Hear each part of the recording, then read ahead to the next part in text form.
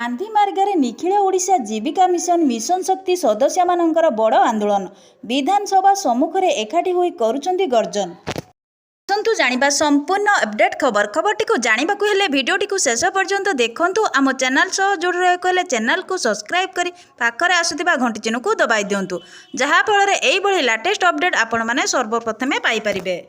महिला एकाठ होई 6 मासर बकेया दरमा पाइबा दाबी रे आंदोलन को ओह्लाइछंती जीविका मिशन मिशन शक्ति सदस्य।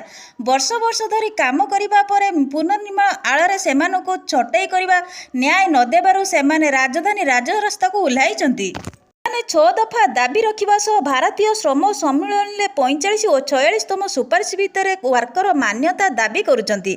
एथिसह स्थायी नियुक्ति मध्य दाबी करिसंती। गोष्ठी सहायक संघ को टीए मिलुथिबा अभियोग करिसंती। दरमा वृद्धि सह बैंक खाता को दरमा प्रदान दाबी करा जायछि। एथिसह स्थायी नियुक्ति सह आईडी कार्ड प्रदान करने को मध्य दाबी करा जायछि। निम्न मजूरी ठारू कम टंका मिलुथिबा अभियोग होईछि। मासकु 30 दिन काम करी छुट्टी नाही। मिशन शक्ति जरिया रे काम करी दरमा मिलु नाही बोली अभियोग करिसंती। राज्य रे महिला स्वयं सहायक गोष्ठी को संगठित करिबा सेमानको आर्थिक परिचालन तालीम देवा प्रोत्साहित करिया पय कार्य करचंती निर्वाही कमिटी।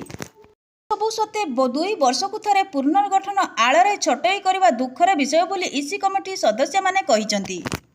शक्ति महिला पक्षर आंदोलन भुवनेश्वर गांधी मार्ग में विक्षोभ प्रदर्शन कार्यनिर्वाही सदस्यों चाकरी बाहर करदेवा प्रतिवाद में संघ तरफ आंदोलन डाकरा दि जाएगी।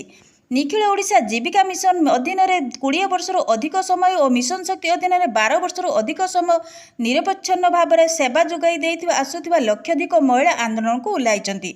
6 दफा दाबी नहीं ईसी संघ पक्षर हजार हजार महिला गांधी मार्ग में विक्षोभ प्रदर्शन करुचंती। भिडियोटी भल लगी भिडियो गोटे लाइक करंतु, कमेंट करंतु, शेयर करी समस्तंकु जणांतु।